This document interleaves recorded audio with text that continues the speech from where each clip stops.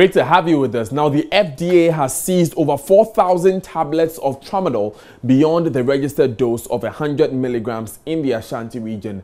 This follows an FDA market surveillance on the proliferation of the drug, which was conducted in 84 shops, 50 over-the-counter shops, and 34 pharmacies in the Ashanti region. 21 over-the-counter chemical sellers have subsequently been referred to the Pharmacy Council for stocking and selling high doses of Tramadol. Here's the Ashanti Region Director of the FDA, Nora Naki Taylor, be joining us on the phone.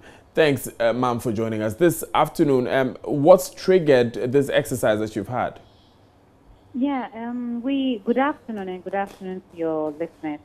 We have over the period noticed the gradual increase in the abuse and usage of Tramadol in the Ashanti region. And so since last year, we had some exercises with the regional police where we arrested some of the peddlers. But then the trend continued. And so we decided to go further to see whether the extent of the availability of this medicine, because it's a controlled drug and it's not supposed to be overly available.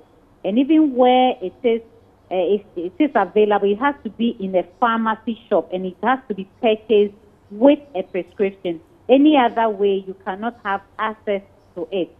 And so that is what led us to this exercise. And you covered 84 shops. How many shops are left in the Ashanti region?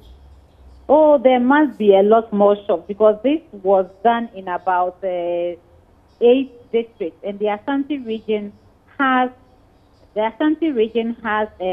about 30 districts and municipalities and then the metropolitan assembly. So it is something that is an ongoing exercise, and it's going to continue. And how soon are you going to resume this exercise? I didn't hear that. Please, can you? When is the next phase of the exercise going to take place? Like I said, it's a continuous exercise. We are not stopping this exercise.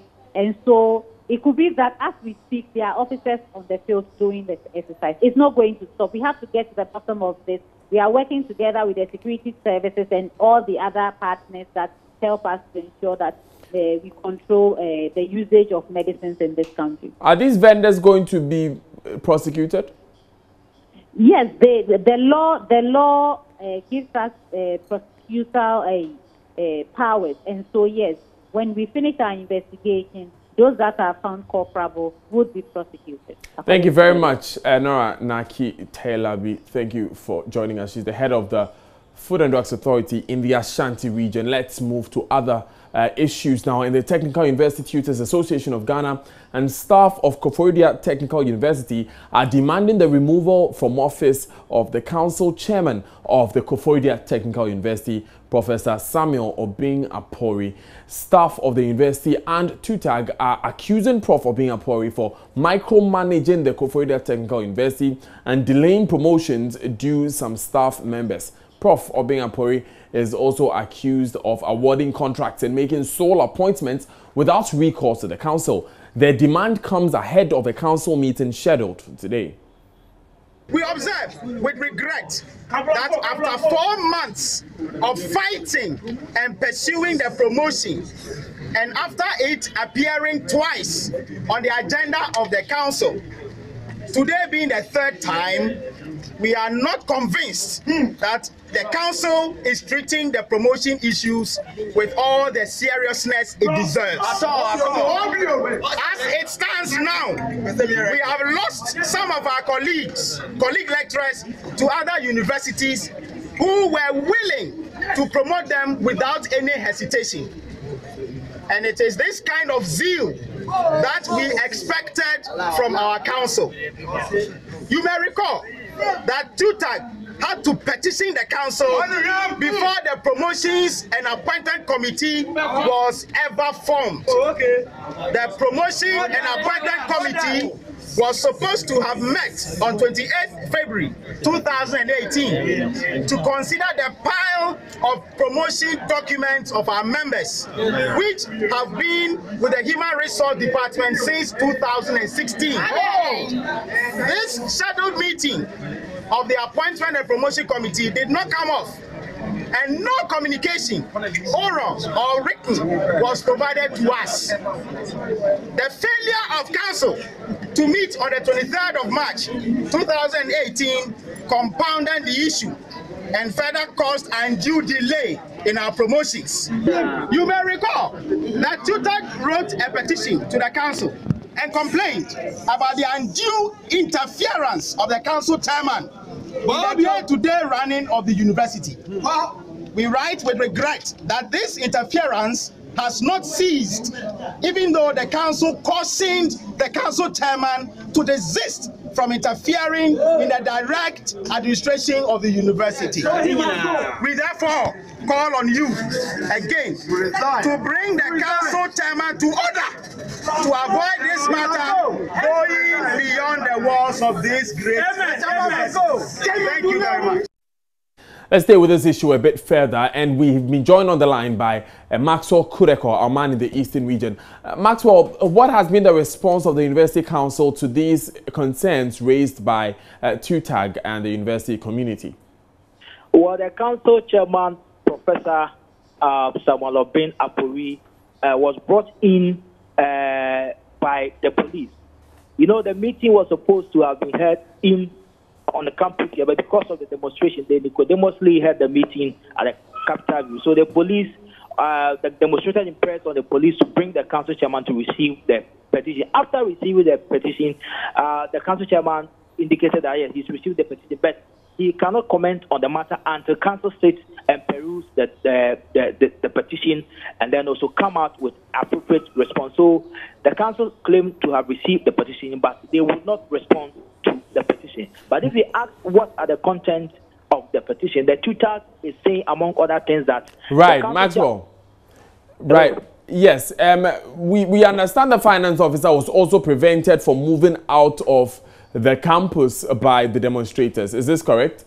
That is exactly what happened. The finance officer came in and they wanted to move out of the campus, but the demonstrators physically prevented him from moving through the main entrance of the school. So he has to walk back and then use a bypass, an unapproved route to exit the school. Have they been given any assurance that their concerns will be addressed in the shortest possible time? There hasn't been any proper assurance from council. Just as I said, when the council chairman received the petition, he declined commenting on the matter. Right. He just took the petition and waved at them and said that council will respond appropriately. Thank you, Maxwell Kureko. He's our man in the Eastern region. Let's move on. And they have been promised of a home and an education by successive governments. But today, hundreds of these children still live on these treacherous streets. Though the Gender Ministry launched the operation Gets Them Off the Streets for a Better Life last year, the ministry says it is yet to begin the project. As the world dedicates a day to the street shout, Nancy Emefa Jwadosi reports many of these children are still hopeful to see the hand of government and civil society in shaping their future.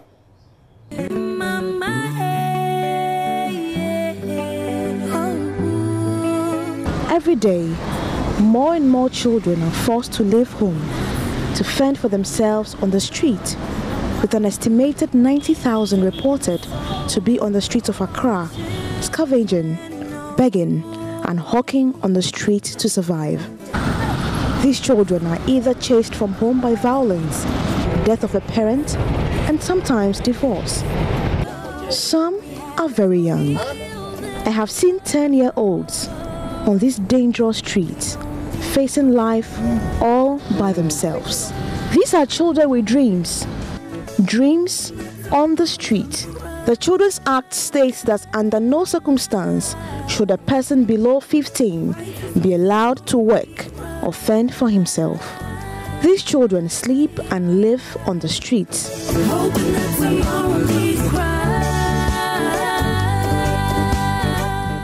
15-year-old Akwesi Owusu has been living on the street for the past 3 years.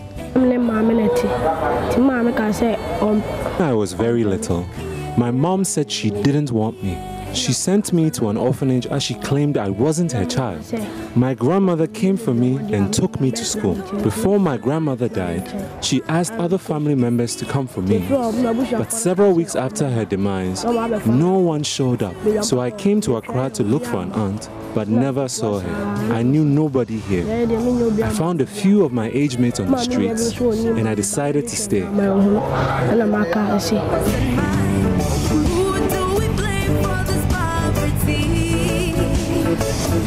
Life on the street can be cruel, even for older people. Akwesi lives this reality every day. He looks a bit hardened by the life here. He lives on tokens from drivers. That's not enough to give him the kind of future he hopes to have, to build a career as a movie producer. I wipe the windscreens of cars to get some money. Sometimes people threaten us with guns if we get close to their cars. Life is really hard. When the street is your home, finding a comfortable place to sleep at night is nothing more than a fancy you will never have. So Kwesi and his friends sleep on cardboards covered with plastic bags, laid in front of shops in the most dangerous part of the city. Sleeping on the streets is not an experience anybody should go through. We sometimes live several days without bathroom. When the sun rises and these children start their day, their hustle begins and ranging hunger pangs kicks in. At 7 a.m., some of these children wake up and walk several miles to the Christ-the-King parish to get the one thing that sustains them throughout the day, a meal provided by Father Campbell.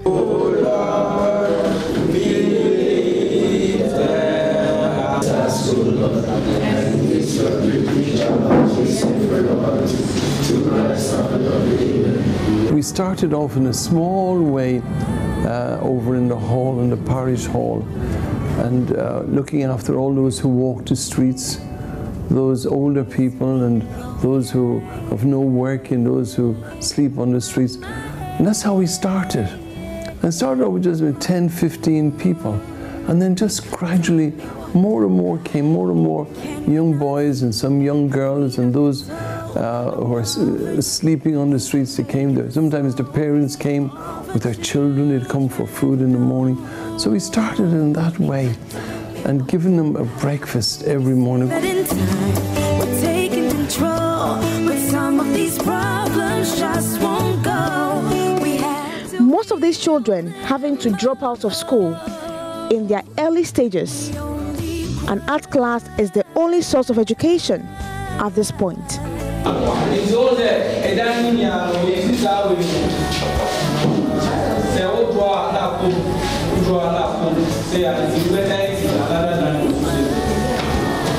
Some of them couldn't even have the confidence to paint or to do something, but now they are confident enough to do and to show their works after class. And some of them, even after eating, come for extra sheets to experiment from what they have learned. These artworks you see here are done by these children who have been left without a home, an education, and love.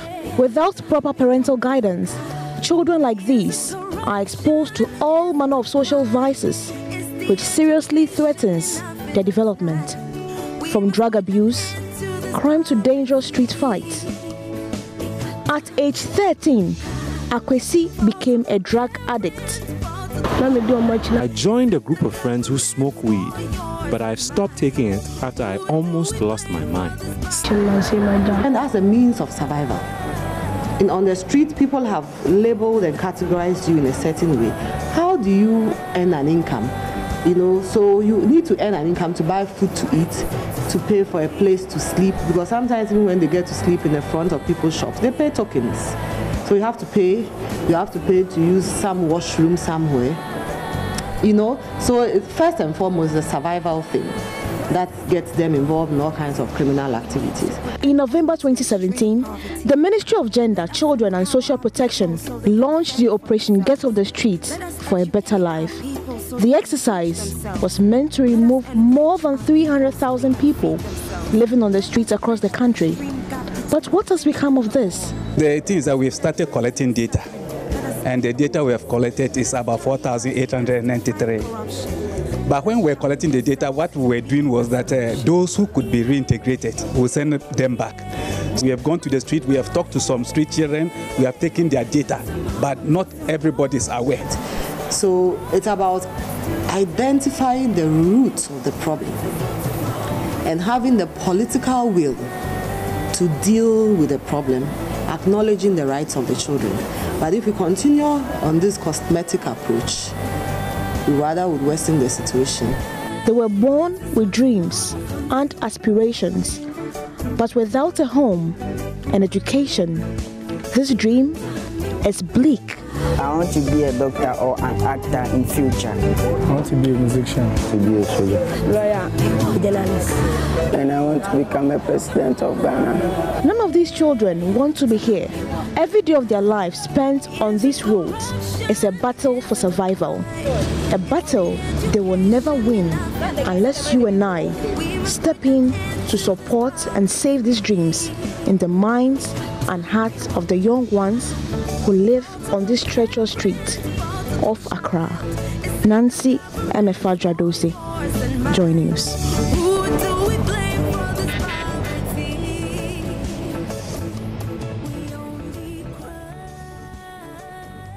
Disturbing images there of these children here in Accra. Now, meanwhile, starting today, the Department of Social Welfare will be ridding the streets of orphans and beggars. Last year, the department rolled out an operation to clear the streets of persons, particularly children, who have turned most streets in the country into their dwelling places. The initiative was, however, suspended owing to lack of adequate data on these persons to be taken off the streets. After close to a year of data collection, the department says it is now ready to bring sanity to the streets. The Department of Social Welfare is an arm of the Ministry of Gender, Children and Social Protection. Child beggars, adults, orphans and delinquents are very common on major streets of the country's capital cities. A key factor driving these persons to the streets is poverty. To many road users, the phenomenon has become a nuisance as they are often harassed in traffic by mostly these street children for financial assistance. A few of them end up being knocked down by moving vehicles as a result of their carelessness on the roads. To address the problem, the Gender Ministry, through the Department of Social Welfare, introduced the Operation Get Off the Street Now for a Better Life campaign. Since its launch, the project has seen the collaboration between children and young adults who live their lives daily on the streets of the country's capital cities. Acting Director of the Department of Social Welfare, Daniel Nona, was optimistic more street children will be taken off the street following the revival of the project. This time around, what we've done is the Operation Get Off the Street Now for a Better Life. It's a comprehensive program. We are now trying to ensure that whatever case that we are handling, we handle it properly. We are not going to handle cases and leave them. We are not monitoring. We don't know what is happening. Most of the times, people carry them back, and that is the end. As you are saying, they will usually come back because they don't have that, nobody is checking on them again. And they are suffering. We don't know. And because of that problem in their home that is making them to come to the street, they'll encounter it again and come. But when you're able to monitor, you realize that this is what is happening there. Then you solve that problem before they come back to the street. Head of Livelihood and Sustainable Units at the Social Welfare Department, Richard Ajate, emphasized that the department is keen on giving psychological assistance to those moved from the street before being reintegrated into the society. After the categorization of the data, we have something we call it a reinforcement process. In the reinforcement process, which involves reintegration process, you have a health worker and a psychosocial person in place. They will move them through counseling before we start the linkages.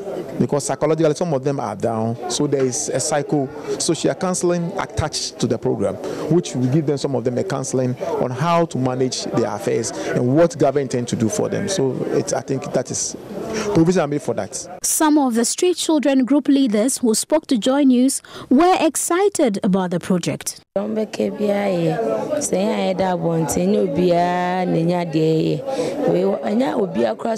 welcome the whole idea of moving us from the streets. I know it's not safe for me, but I don't have a choice than to struggle on the streets. If the government says it is ready to help us leave the street, why not? We are grateful for that.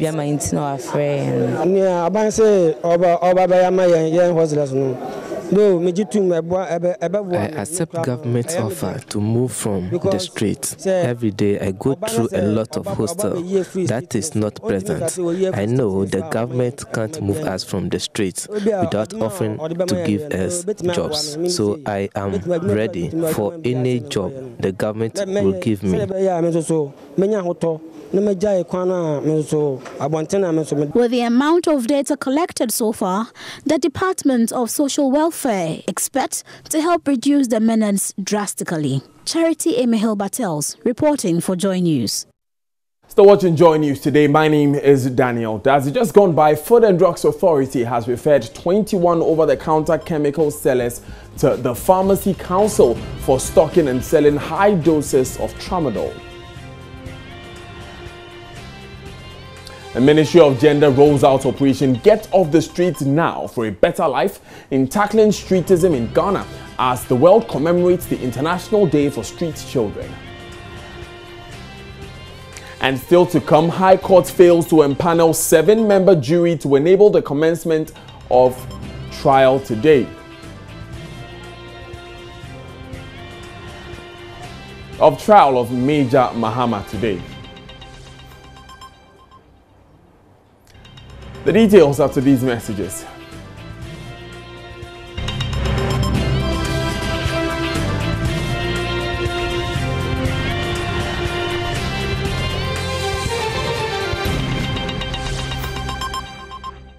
Thanks for staying with us. Now, an Accra High Court hearing the case of 14 persons accused of murdering Army Major Maxwell Adam Mahama today failed to empanel a 7-member jury to enable trial commence. Joy News' Joseph Akable joins us on the phone with more. Joe, tell us what happened in court today.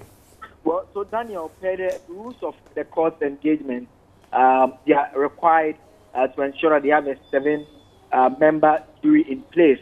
Now, what happens is that they identify from the pool of the court's jurors. Once they bring them, they put the names in a basket, the court clerks select, then they mention the name of the individual, and accused persons have the option of either accepting that individual or not. Each person has the option of rejecting 3 times without giving any reason. Now, what happened today was that about 40 persons were brought over to the courtroom.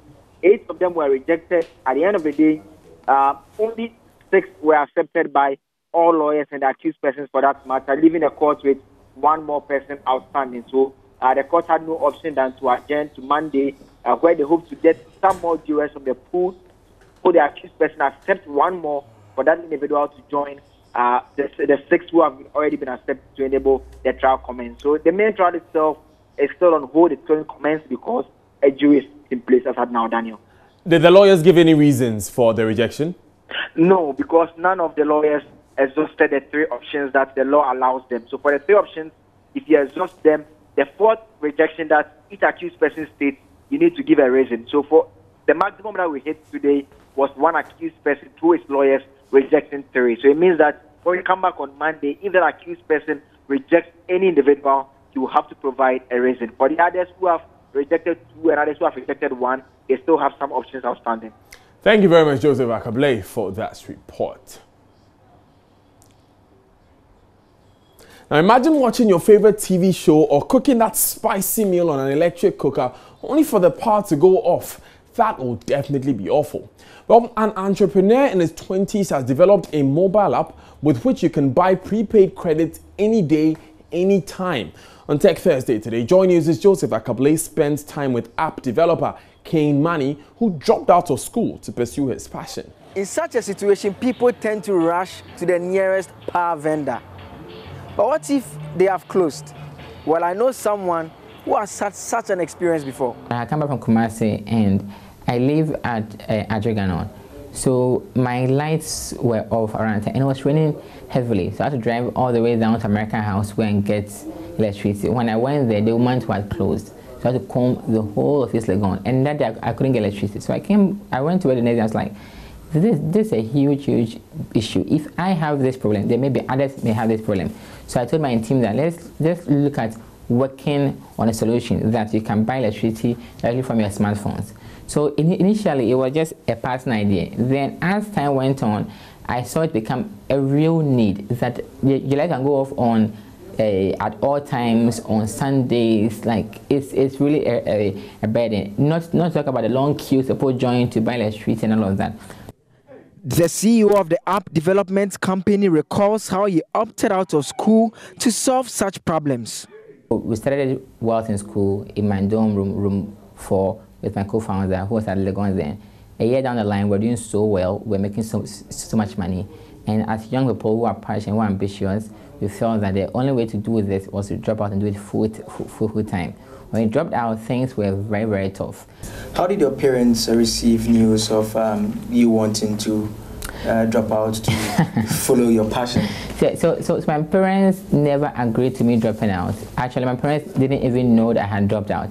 I pitched the idea to my dad sometime, and he was crazy about me dropping out and all of that. So I did it subtly before they realized I wasn't coming to school anymore. So I had to now tell them why I had to do this. My mom didn't really believe the whole technology vision, the idea, and was like, this will not work in Ghana, I have to work in Africa. And I had to convince, I had to push you, I had to prove to her that I can be a success, and now they've all bought into their vision. He takes me through how prepaid works. So currently the app only works for Android smartphones currently, and you have to have an Android phone version of 4.4 and above. It's currently like everybody has that. So you click on, you enter Google, you enter prepaid, then it pops up directly there. So you just click on it, then you're able to see the app here. So you're able to view all the reviews that has been written by the current users, all of them giving good reviews. Somebody says it works like magic, it has saved their day and all of that. So once you have it, you just open the app directly. It pops up like this. That's when you install. So the first thing you will see is a disclaimer. So the disclaimer states here that this mobile app is a private initiative of origin and is solely developed by us. We are not in partnership with any third party, which is any key distributors in the ECG or any other sort. We are working with a group of over 100 partner vendors who are accredited by ECG to sell. Origin itself doesn't sell electricity. We just facilitate the sale between you and the vendor. So ordinarily, you would have worked with a vendor to go and buy, but we are facilitating that purchase between you and the vendor 24/7 across. So once you have this, you're able to agree to this and sign up, then you're good to go.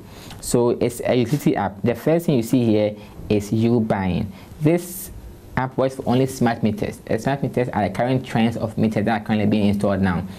Our vision for doing this was that the card meters are currently being faded.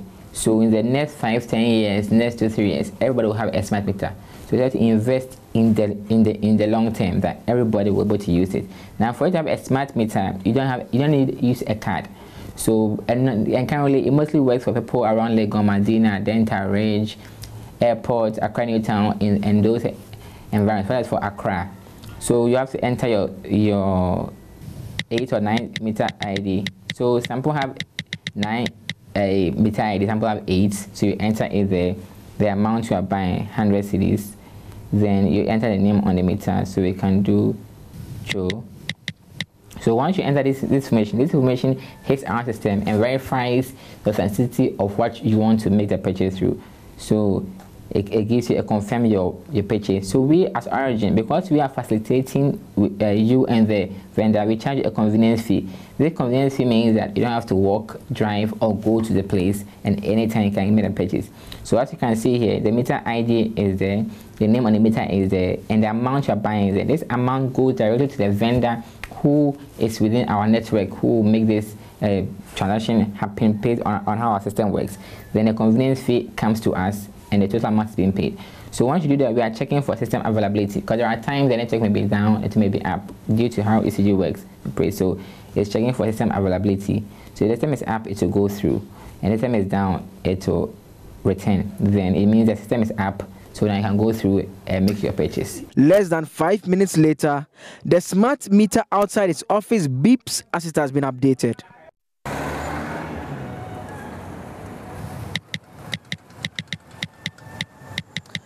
As you can imagine, I don't want to break a sweat when in need of power. Reporting for Joy News, my name is Joseph Akabele. I'm definitely getting one of those for next time I run out of power. But here's someone who understands the business end of this deal, Emmanuel Abuajebiafe. He presents business.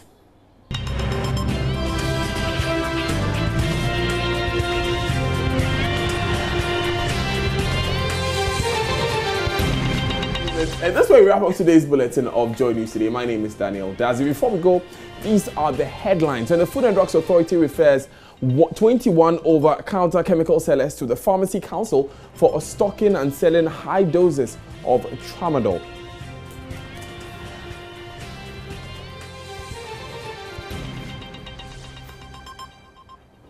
Technical University Tutors Association of Ghana and staff of the Koforidua Technical University want council chair of the university removed from office over allegations of poor leadership style. And hundreds of Ghanaian children on the streets anxiously waiting for government's rescue from the hazards of living on the streets as the world commemorates International Day for Street Children.